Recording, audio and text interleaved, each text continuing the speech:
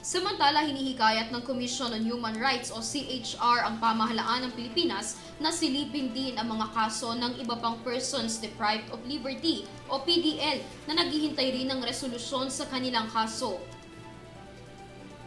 Ito'y matapos payagan ng pamahalaan na makapagpiyansa si dating Senator Leila de Lima at pansamantalang makalaya. Ayon sa opisyal na pahayag ng CHR, naninindigan ng kanilang komisyon na bawat isang Pilipino ay may karapatan sa patas at mabilis na paglilitis at maging pantay na proteksyon alinsunod sa batas, anuman ang kalagayan, kasarian at kinabibilangan ng partido sa politika. Ipagpapatuloy raw ng CHR ang pagbabantay sa kaso ni dating Senator Leila de Lima maging ang kanilang paninindigan sa karapatan ng mga PDL sa pamamagitan ng pakikipagtulungan sa mga ahensya.